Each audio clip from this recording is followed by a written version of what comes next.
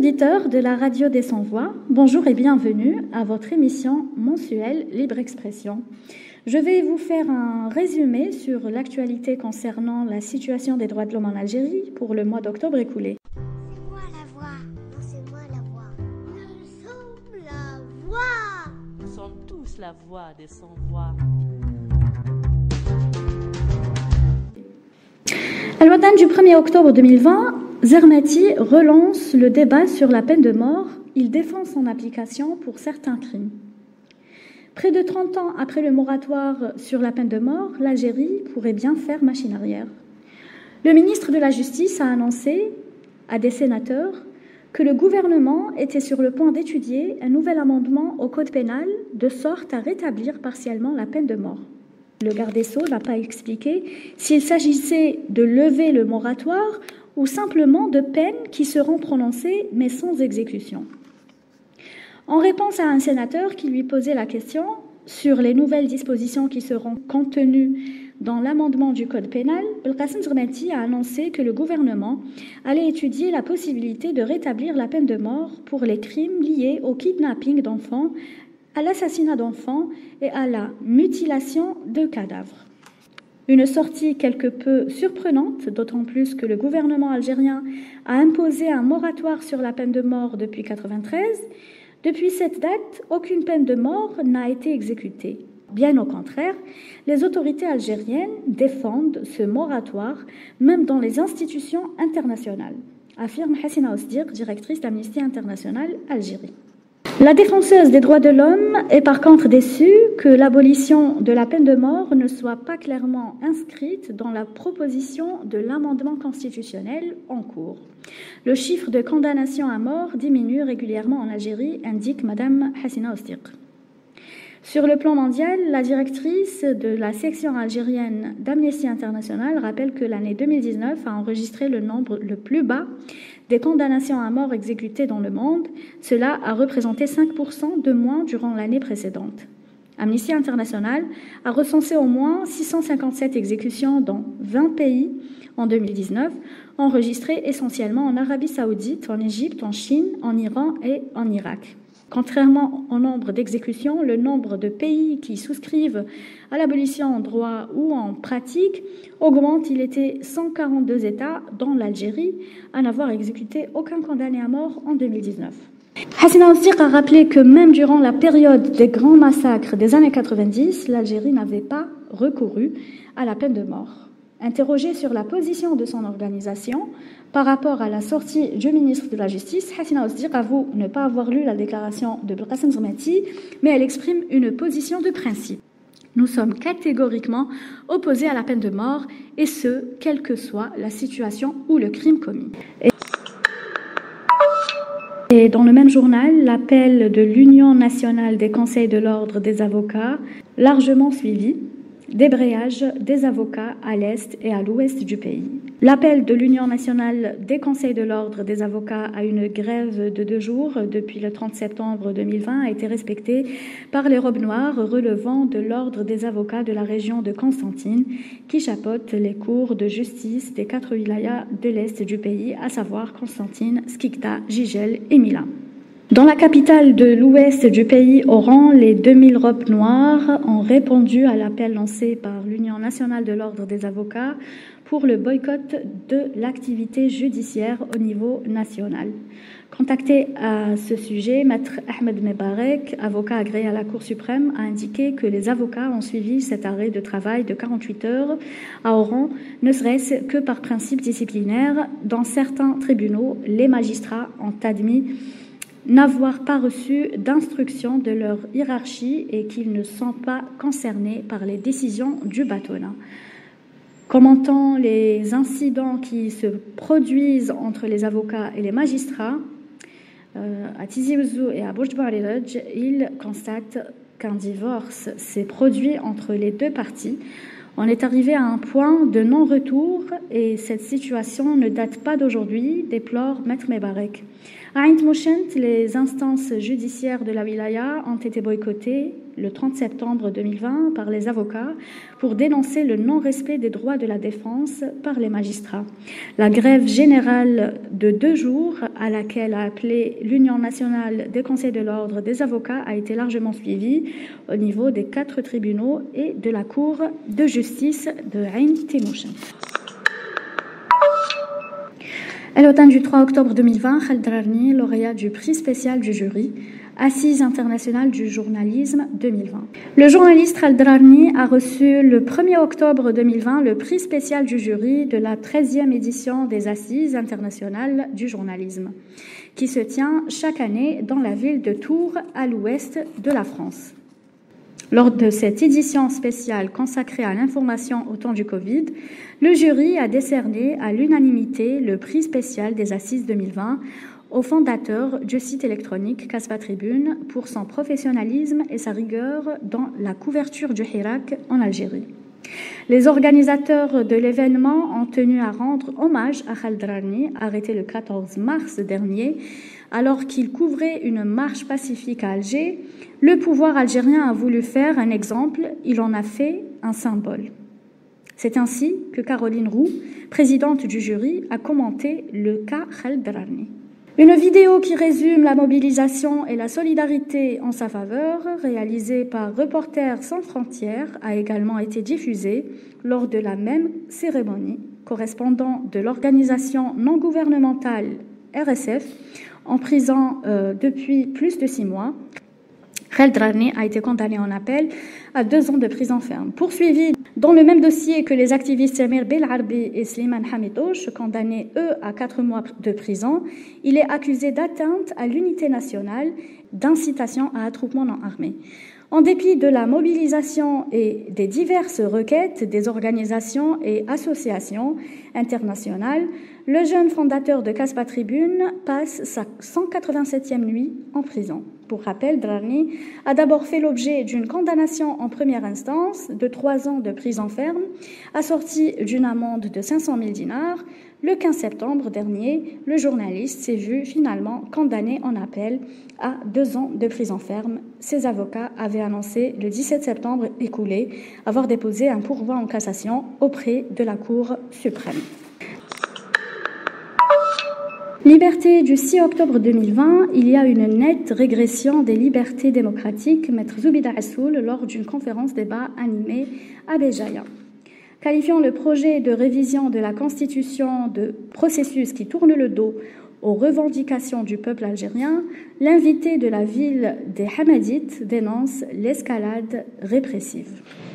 La présidente du parti de l'Union pour le changement et le progrès, Maître Zoubida Assoul, a affirmé le 5 octobre 2020, depuis Béjaïa, que le référendum constitutionnel annoncé pour le 1er novembre prochain ne pourra constituer une solution à l'actuelle crise politique que vit notre pays. Estimant que l'Algérie est confrontée à une crise de légitimité politique dont la situation réside dans la consécration de la souveraineté populaire et le respect des principes démocratiques. Animant une conférence débat au siège du Centre de documentation des droits de l'homme de Béjaïa, à l'occasion de la commémoration du 32e anniversaire des événements tragiques d'octobre 88, Maître Assoul soutiendra que la même approche du régime algérien ne pourra que reproduire les mêmes résultats. Allusion faite ici au référendum constitutionnel du 23 février 89 organisé par le pouvoir d'alors en réponse aux revendications de la rue. La conférencière se dit persuadée qu'on ne peut pas régler une crise politique par un amendement constitutionnel. Liberté du 4 octobre 2020, la diaspora algérienne en France organise une marche de commémoration du 5 octobre. Un collectif d'associations et de personnalités de la diaspora algérienne en France a lancé un appel à la marche pour ce dimanche 4 octobre à Paris, en commémoration du soulèvement du 5 octobre 88 et pour instaurer la démocratie, les libertés et le respect des droits humains en Algérie. Le point de départ a été donné à 14h à la place de la République. La marche devrait se terminer à la place de la Nation à 17h. Ce rassemblement est également organisé en soutien au mouvement du Hirak. Et dans la presse électronique, Afrique.com, du 5 octobre 2020, meurtre de Sheima en Algérie, ce qu'a décidé le juge d'instruction.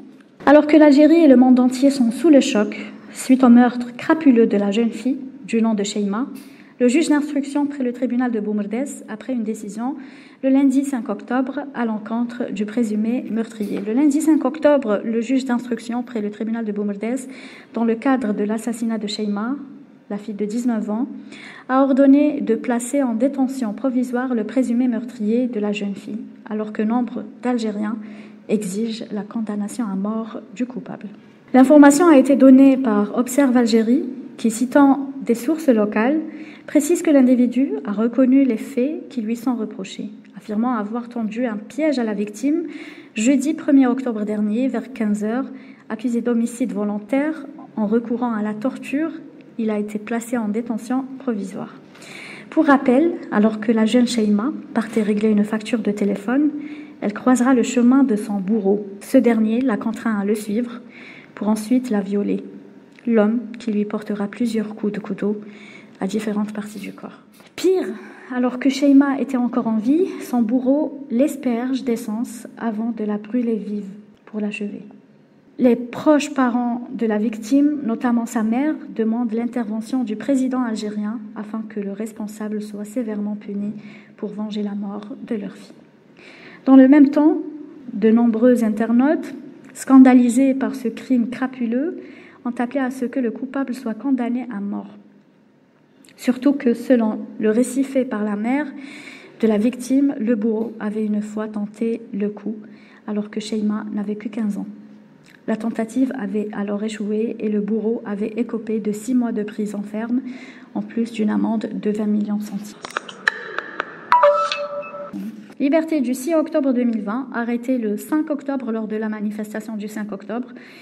Une quarantaine de personnes, dont 6 femmes arrêtées le 5 octobre à Alger, lors de la manifestation imposée pour commémorer les événements du 5 octobre 88, ont été maintenues en garde à vue. Ils devraient passer le 7 octobre devant le procureur de la République. Par ailleurs, toutes les personnes arrêtées lors de la marche à Annaba ont été relâchées tard dans la soirée du 5 octobre, tandis que 5 manifestants ont été présentés devant le procureur du tribunal de Cité Djamel, à Oran, a rapporté le Comité national pour la libération des détenus, CNLD. À Gigel, 3 manifestants ont été également placés en garde à vue, présentés devant le procureur du tribunal le mardi 6 octobre, a indiqué la même source.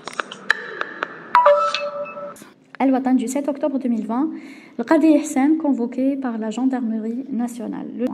Le journaliste le Qadi Ihsan, directeur de Maghreb Émergent et Radio M, a été convoqué par la brigade de gendarmerie de C'est ce qu'a annoncé le groupe dans un communiqué rendu public le 6 octobre 2020. Rappelons que les médias dont Al-Qadi Ihsan est cofondateur en 2010 et en 2013 et aujourd'hui il en est directeur, subissent en 2020 un harcèlement encore plus brutal des autorités afin de réduire leur expression professionnelle.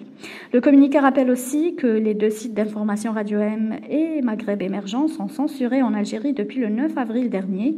Le ministre de la Communication a justifié cette suspension par divers motifs successifs et parfois contradictoires. Le dernier étant une plainte en diffamation en voie d'être déposée pour un article jugé insultant pour la personne du président Abdelmadjid Tebboune.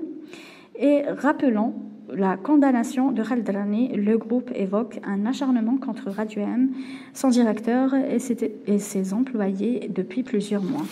Liberté du 7 octobre 2020, Yanis Hadjlia sous mandat de dépôt.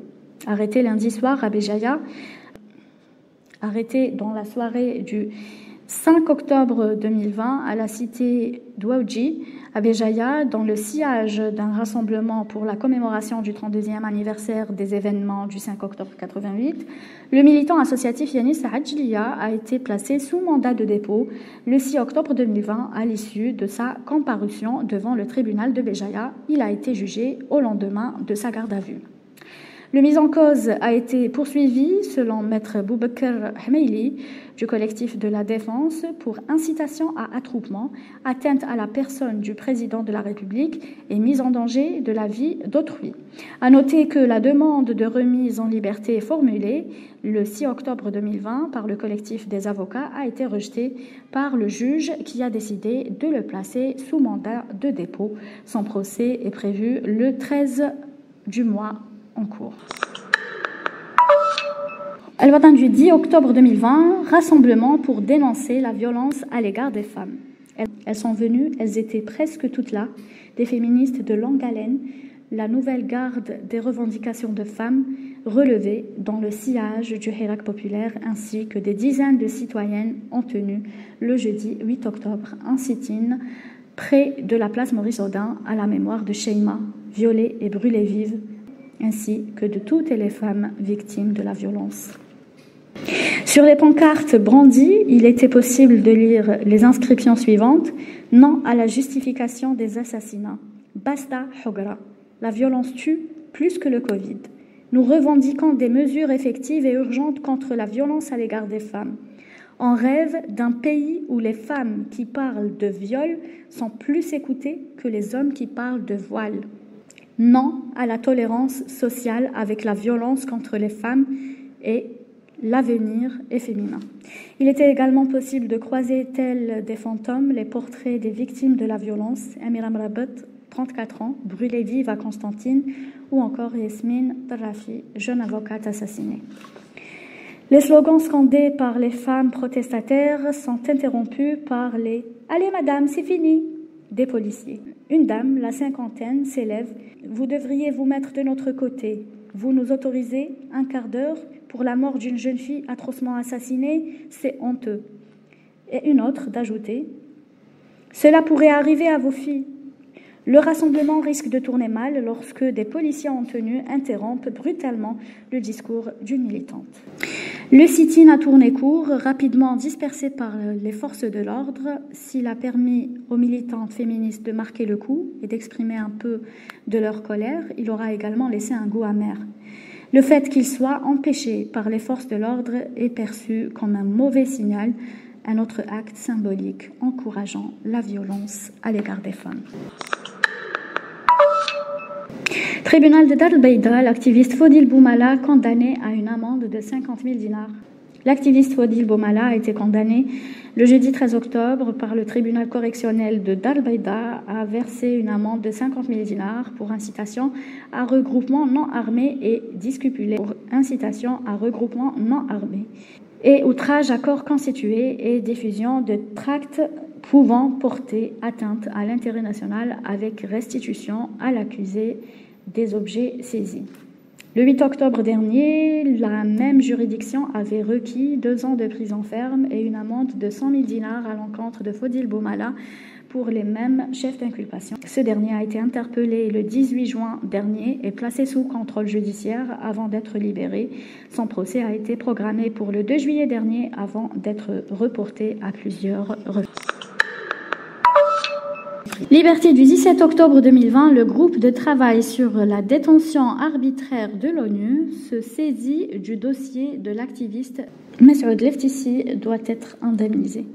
Le groupe de travail sur la détention arbitraire, créé par la Commission des droits de l'homme de l'ONU, a demandé au gouvernement algérien d'indemniser Messoud Leftissi, un activiste arrêté le 21 juin 2019 et emprisonné pour le port du drapeau amazigh et de veiller à ce qu'une enquête approfondie et indépendante soit menée sur les circonstances de la privation arbitraire de liberté de M. Leftissi et de prendre les mesures qui s'imposent contre les responsables de la violation de ses droits. Al-Watan du 21 octobre 2020, en détention depuis 11 mois pour une publication sur le réseau social Facebook, ce dernier souffre d'artériosclérose qui nécessite une prise en charge médicale sérieuse. Les autorités algériennes ont multiplié les détentions et les poursuites arbitraires contre des militants et des journalistes dans le contexte de la pandémie de Covid-19, rejetant tout récemment les demandes de libération provisoire et de soins médicaux adaptés déposées au nom du militant algérien Abdallah Ben Naoum, incarcéré uniquement pour avoir exprimé des opinions critiques quant à la répression menée par le pouvoir contre le mouvement Hirak. Malheureux de décès en détention du militant Kamel El-Din Fakhar et du journaliste Mohamed Tamalt, les organisations signataires précisent que Abdallah Ben Naoum a besoin de toute urgence d'être opéré du cœur dont il est privé du fait de son maintien en détention illégale et du refus des autorités de lui prodiguer l'accès aux soins médicaux dont il a besoin. Dans ses posts, il critiquait également la peine légère prononcée contre un policier pour le meurtre d'un jeune homme à Ouadrhiou. Le procureur a présenté ces éléments comme la preuve qu'Abdallah Ben Naoum incitait à la désobéissance et portait atteinte à la sûreté de l'État. Rappelle encore les ONG signées. Jiriwan.com du 26 octobre 2020, Maison de la Presse, rassemblement de soutien à Khaled Rani. La Maison de la Presse Tahar Djaout était au rendez-vous ce lundi 24 octobre 2020 pour un nouveau rassemblement de soutien au jeune journaliste Khaled Rani qui purge une peine de 3 ans de prison depuis le 15 septembre suite à sa condamnation en appel par la Cour d'Alger.